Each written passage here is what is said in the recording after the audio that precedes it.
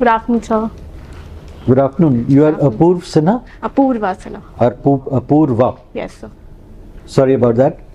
Please take a seat, Apoorva. Thank you, sir. Apoorva, what does your name signify? Sir, Apoorva means unprecedented or unique in Sanskrit, sir. So just for the benefit of the panel, can you give a brief introduction? I am Apoorva Sinha. I was born in Patna and I have done my schooling from Bhopal. Then on I went on to do graduation in History Honours from Miranda House, University of Delhi. Currently I am in my final semester of Masters in History from Centre of Advanced Historical Studies, University of Delhi. My father is a retired army officer and as a ward of the armed forces, I was privileged to go and travel across various parts of the country, sir. Your father is retired? Yes, sir. All right. Apoorva, Miranda, very prestigious. Why is it so named? So Miranda was the daughter of the then Vice Chancellor Maurice Squire, sir. Yes. Sir, that is one aspect. There are two other aspects, right? Yes, sir. So his favorite actress was Carmen Miranda. And thirdly, sir, his favorite author, Shakespeare's play The Tempest, had a protagonist named Miranda, sir. So that protagonist also he felt was the epitome of what a female character should be. That was also there. Right. Now, history. There's a very intense debate going on about rewriting history. Yes, sir. One aspect, of course, people are saying that one school of thought says that history is being rewritten with a particular agenda in mind. The other school of thought says that no, we are only plugging the gaps. What would be your take on this? Can history be rewritten? If so, under what conditions? Sir, history making and history writing, sir, is never a complete process. So whatever history that has been written up till now is based on the available evidence, archaeological sources, whatever has been excavated. So therefore, in my opinion, it will be plugging of the gaps with newer excavations, newer evidence that would provide a new perspective, sir, and many theories would eventually come to be revised. So you would oppose anything which is written with a political agenda? So history writing has been part of the state apparatus as well, sir, and that has been a practice of the rulers in the past as well, sir. So therefore the historian must always consider, when looking up at a source, who wrote what and for whom. When one keeps this in mind, maybe then it will help to write about a more objective and logical based history, sir. Have you been following the cases in which the governors are at loggerheads with the CMs in various states? Have you been? Punjab is one state that I am aware of. What about the southern states? Sir, I have read, but I am unable to recall at the moment, sir. Okay, so would you say that cooperative federalism has given way to confrontational federalism? Sir, would it be safe to say that? Sir, in my opinion, yes, federalism has seen a mixed response. There are evidence of cooperative federalism, but there have been evidences of confrontational federalism, sir, in those states where the central government and the state government are of different parties, sir. You said that there have been instances of cooperative federalism as well. Would you like to elaborate? Give me an example. So during the COVID-19 pandemic, sir, many of the states, they coordinated with each other for the smooth movement of interstate migrants, sir, when they were stranded because of the lockdown, sir. Would you say that GST is an example? Because we are looking for federalism is essentially cooperation between the center and the states, right? Yes, sir. So GST can also be another example of cooperative federalism, sir. My final question, how would you define a biodiversity hotspot? So biodiversity hotspot is a region which is extremely rich in the species as well as number of exotic as well as critically endangered species, sir. endemic species. Sorry, sir, I stand corrected. Endemic species also, sir. And beyond that, why a hotspot? So, hotspot is the terminology to indicate the density of the presence of such species in that particular area, sir. No, And no, that is incorrect. sorry, sir. It is used to indicate the level of threat. Yes, sir. Sorry. And in each case, there is a number associated. Number of endemic species and level of threat. There is a number associated. Are you aware of that? Sir, I have read, but at the moment. Right. Thank you. Thank you. Okay, Apoorva, Miranda, if I ask you to name alumni, there are many distinguished people who have come out from Miranda, many Padma awardees. So if I say that there are only 2 Padma Bhushan awardees from your college, do you have any idea who they are? Sorry, sir, I will. Okay, fine, no problem. You have stayed in Delhi and in Bhopal. So if I ask you, an average woman, where will she feel safer, in Delhi or in Bhopal, and why? Sir, in the case of, if we divide this into 2 parts, the daytime and nighttime. Sir, in daytime, I would say women will feel safer in Bhopal, sir. But in the nighttime, comparatively, I feel that Delhi is safer than Bhopal, sir. And my reasons being that Bhopal is a comparatively smaller city than Delhi, and it also still has that patriarchal mindset in the people, where women are not encouraged to move out at night compared to the nightlife in Delhi, sir. So safety wise, it is a little unsafe in Bhopal. Okay. There is a term called Global Gender Gap Index. Are you aware of this term? Yes, sir. Gender Gap Index. Where do we stand? Where does India stand in that? And on what basis this index is decided? There must be certain parameters. Are you aware of those parameters? So certain parameters that I'm able to recall at the moment are political participation of women, health parameters, infant mortality rate, and pay gap, the wage gap between men and women. So, and education of women, enrollment are some of the. So this political parameter, do you have any idea who all are considered in that? Suppose a woman is on this post, then she is considered, his position, her position is considered for making the index. Do you have any idea? You are not aware. Because if I say that because many of the panchayats have got reservation for women, but that is not counted in that index. Yes, sir, that is a drawback. So that is a problem, and something is being done about it. Are you aware of this fact?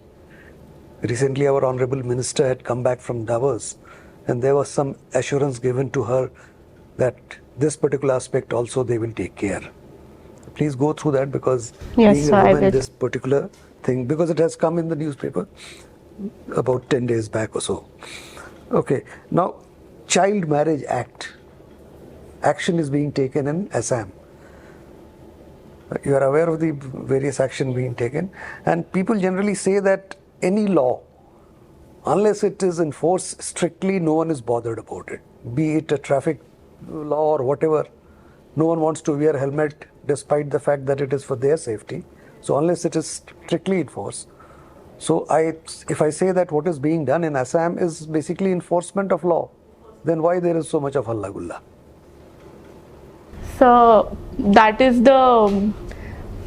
in my opinion, that is how casually people and as citizens we take the law. We do not really understand, and we continue to enforce age-old social norms. But time has changed, and the governments are now strictly enforcing, and that is resulting in lack of convenience for the people, and that is why they are angry and. No, but if I say that halla gulla is not baseless, they also have some reasons for that. Do you have any idea about that? Have you gone through that in details of this? Sorry, no, sir, I will. Okay, fine. My last question to you: how will you define corruption? So corruption is the practice of, it's the illegal practice of taking favor in the form of material, in monetary resources, or in kind by the mere position or authority a person is situated in. Okay. Okay. Now, for checking this corruption, there are certain agencies earmarked in our country. So, can you tell me at the central level and the state level, what are the agencies to check this corruption? So, one is the Central Vigilance Commission and State Vigilance Commission. So, then the Anti-Corruption branch of the CBI, Economic Offences Division, sir. Anything else? So, thirdly, sir, legislative mechanism in the form of Lokpal Act, sir. That is. So, is there any authority? Lokpal Act is there, yes, of course. Yes, sir, an ombudsman. Do we have a Lokpal? Do we have a Lokayukt? Sir, we do have Lokpal and Lokayukt, sir. Fine, thank you. Thank you, sir. Welcome, Apoorva. You are done a BA honors in history, and now you are doing MA. I'm in history, yes, sir. Simultaneously, you are appearing for civil services. Yes, sir. Now, tell me, see, I've been interviewing like this for so many days. Why these engineering students qualify for main, and by taking arts subject, they take history, political science, anthropology, sociology, and then clear. And I rarely see an art student who is the basic field is these subjects only. Somebody from MA Pol Science, MA History, they don't make it to the interview stage. What is the reason? Why they succeed in?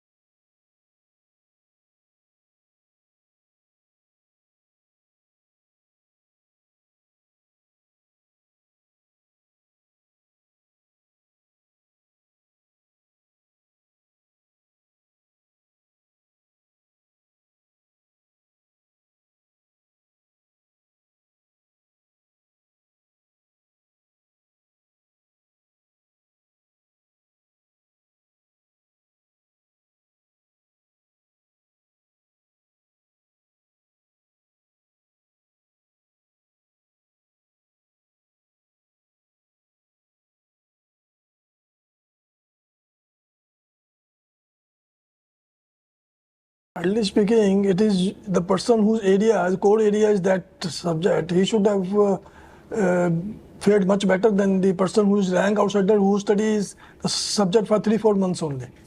Yes, sir. Sir, in the areas that they do prepare, they perform fairly better, but they do not prepare it completely, and they have the work ethic that is there in the engineering colleges versus in humanities is also different. That results in different outcomes. Okay, you are stayed in Delhi for quite a long time.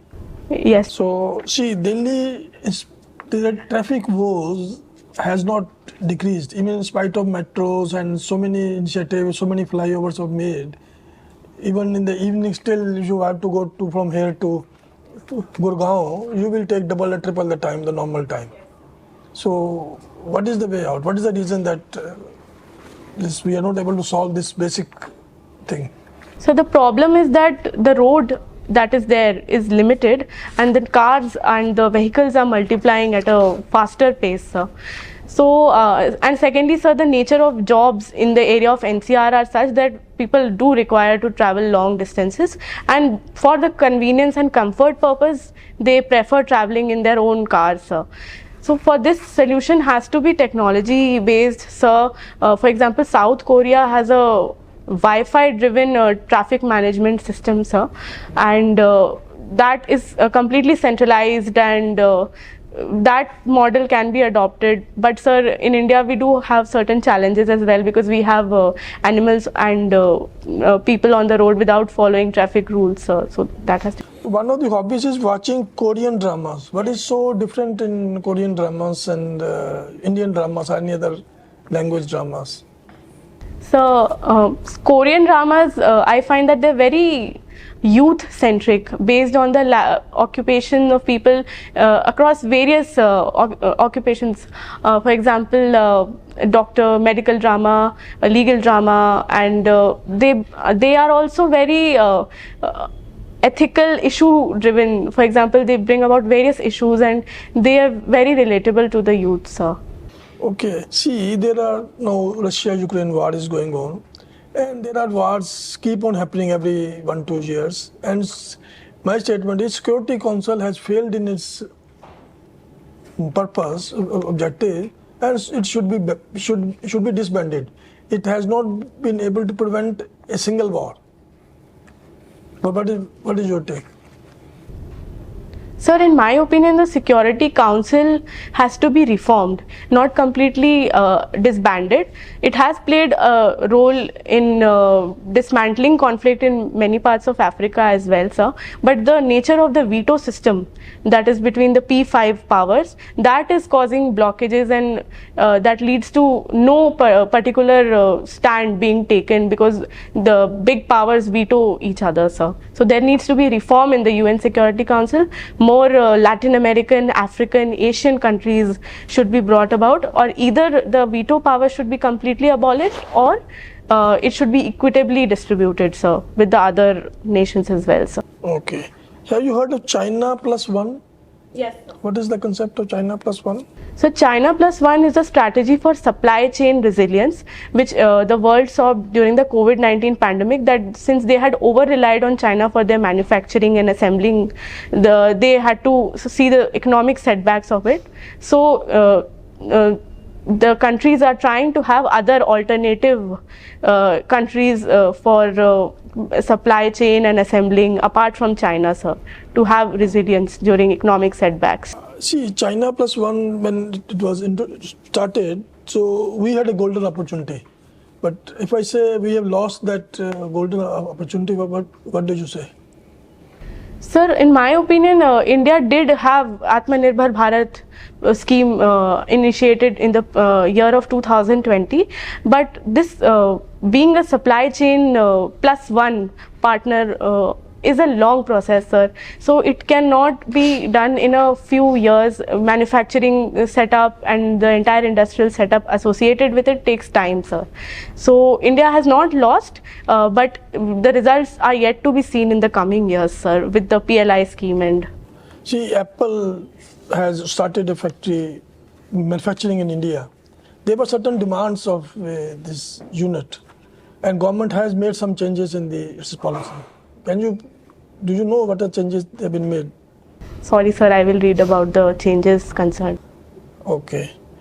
So, see, after COVID-19, the US economy is in trouble because inflation is going up and the employment data is very weak and all.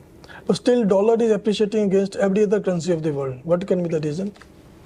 Sir, that is true that because of the COVID stimulus that was given by the United States government, inflation was on the rise. But sir, simultaneously, the Federal Reserve of the United States, it began the policy of Fed tapering, and because of which it tried to artificially create the demand for dollars, sir, across the world. That led to outflow of investment from countries like India and other Asian countries, and appreciation of dollars, sir. Okay, thank you. Thank you, sir. You have history as your optional subject also, right? That was your graduation as well as your post-graduation. Yes. So, some historians argue that French Revolution is a failure. What was the reason, grounds on which they argue? So the grounds on which they argue was that the objectives of the people were never really achieved. They initiated the process of overthrow of monarchy, but in 1799 Napoleon again came back to power and re-established monarchy, sir. And then again the status quo came, and France had to rebel in 1830 and subsequently in 1848. So sir, in that sense, 1789, the objective set out, revolution could not be complete in its. Okay. Why do you think they have accepted monarchy in such a short span of time? The same generation which fought for revolution, the same generation has given up on a road to the monarchy. So what do you think are the reasons? Sir, in my understanding, the French Revolution, the French came to re-establish the monarchy because of the excesses of the French Revolution. Following the overthrow of the monarchy, the Jacobin Club, they took over the country, and the reign of terror, as it is known, of Robespierre was started, where people were persecuted for merely dissenting against Robespierre, and a number of people were forcibly recruited and sent to wars outside France. So because of the excesses and Napoleon's own military might and ability as a soldier, he became very popular among the masses. He offered the stability that the French were lacking, and thus he came to be elected. He came to take the powers. So all those forces Napoleon didn't do after coming to power? All those forceful things, did Napoleon pursue after coming to power? So Napoleon did pursue those things, but he also garbed them in the era of reforms. For example, the 1803 Napoleonic Code, he took many civilian reforms, and he united the 39 states of Prussia. So because of that, on the economic front, since France began doing well, he was able to usher authoritarian regime as well, sir. So have you heard of hyperinflation in France, 1790s? So may I take a few seconds to recall? Sorry, sir. I do not. Okay. So let me relate that to the current crisis, ongoing crisis around the world. So we have seen Sri Lankan economic crisis. We have seen Pakistan crisis. We have also seen in China, if you look at 1959-60 period, there was a great famine crisis that took place.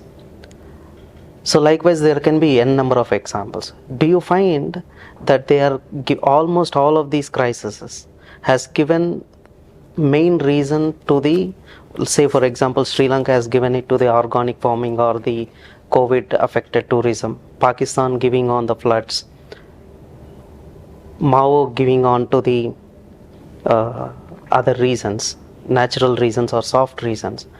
Do you see anywhere the economic mismanagement among all these things that has caused commonly that was hidden back?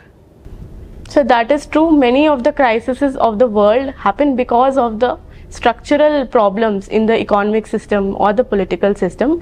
And when an external event, for example a famine or a bad weather, or for example something like COVID-19 occurs, then these weaknesses get exposed, and that is when the citizens begin feeling distress, and they eventually respond against it. So okay, so one more question. Have you heard of V.D. Savarkar? yes. So what's your opinion on it? What was the controversy and what is your opinion on it? So the controversy is that he was a very polarizing communal figure, and he has polarized the Hindu community into the Hindu nationalist movement, sir. And he was also against Gandhi for many reasons.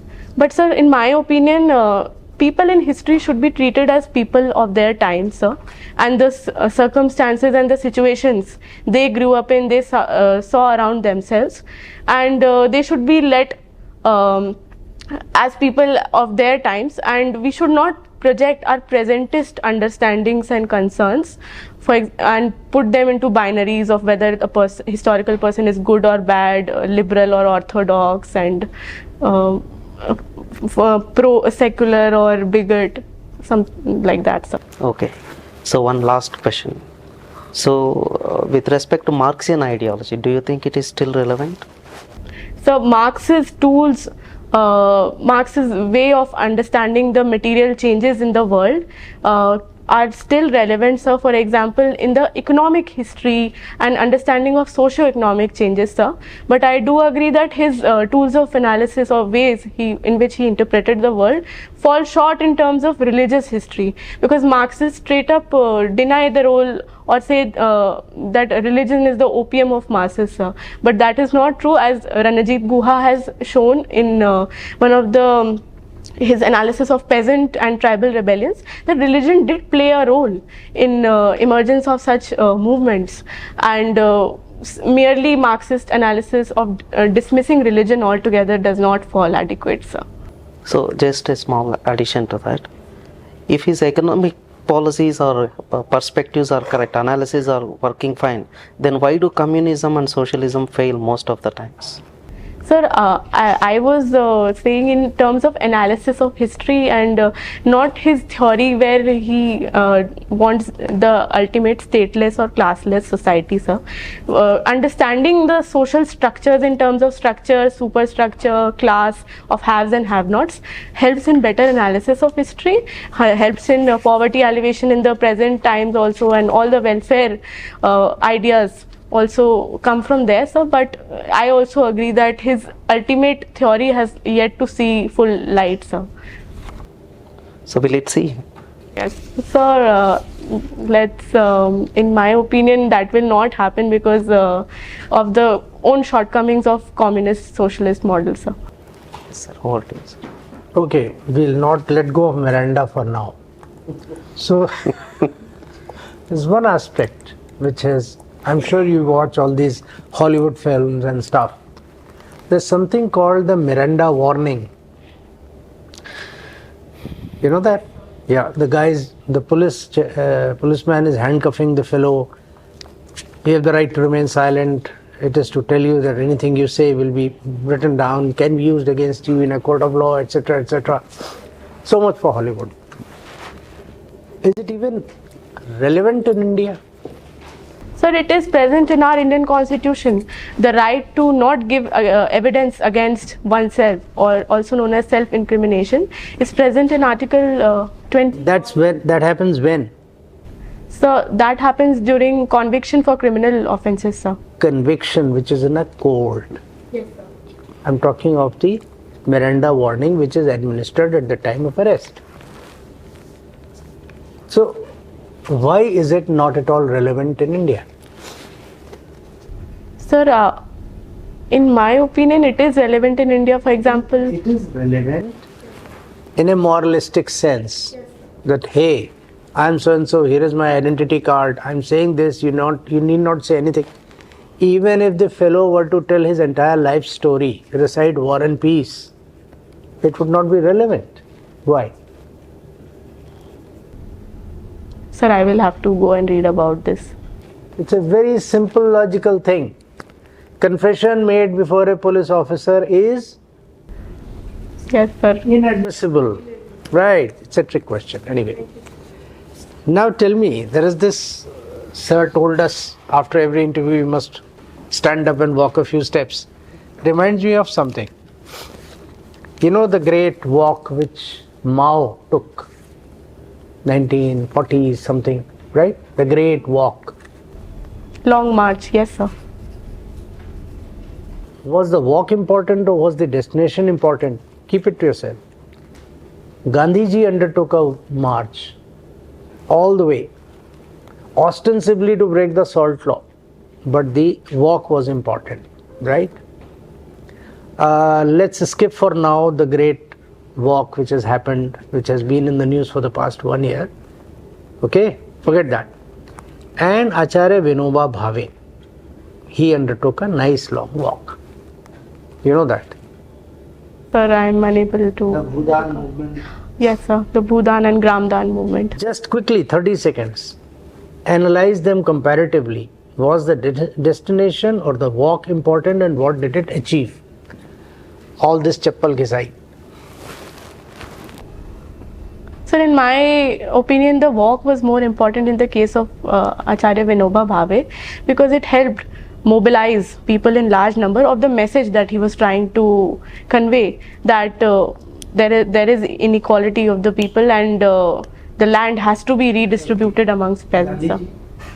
Sir, in the case of Mahatma Gandhi, sir, that also, sir, if one reads another fiction, Diye Jal Uthe, which is based on the Gandhiji's walk, sir, the walk was very important because in the process, so many people from across the villages, they were attracted to who is this man Gandhi and what is he fighting. At that time, the freedom struggle was going in a slump, so it was important to.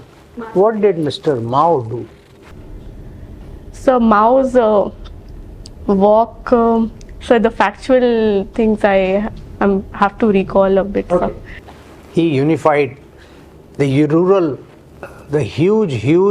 hinterland. But anyway, intrigues me. This your father is retired from the army. Now there is a very interesting question I'm going to pose to you. The courts are clear that two consenting adults committing adultery are to be left alone, right? But in the armed forces, an officer having an affair with a brother officer's wife, still the fellow can be court-martialed and kicked out. Yes, sir.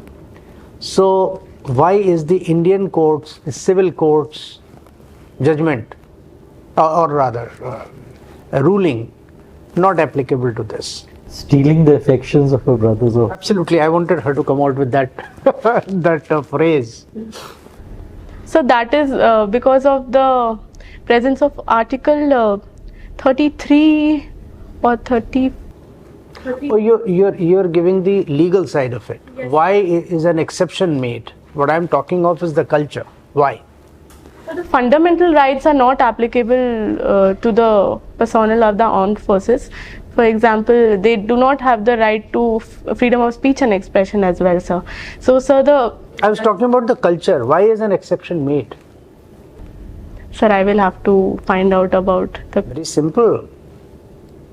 Again, a common sense thing.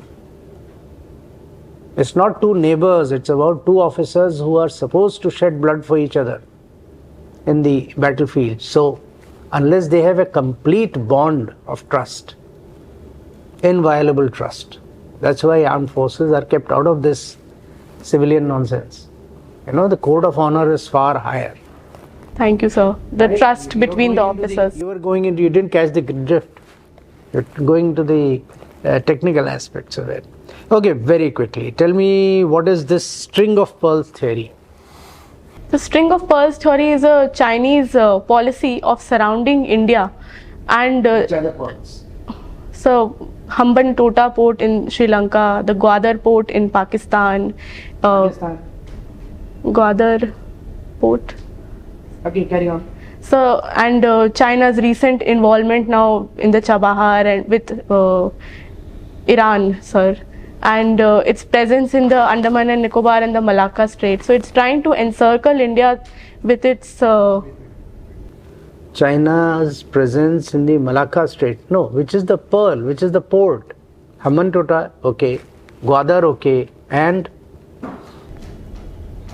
Sir, others. Sir, I have read about it. Okay. What is the Indian strategic response to this? Sir, India's strategic response to this has been creation of theatre commands in the Andaman and Nicobar. No. By an equally poetic phrase.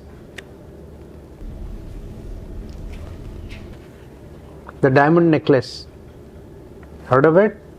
Anyway, Sorry. read about it. Yes, it's sir. extremely important for you now that you have given IFS as option number 2. Yes, sir, I will definitely read about and this. there is sir. something about this hook and fish hook and that fish hook. Sir, I will read up the terminologies, sir. Yeah. Seychelles and Yemen and all these ports are also. Please, sir. Apoorva, Yes. that brings us to the end of the formal interaction.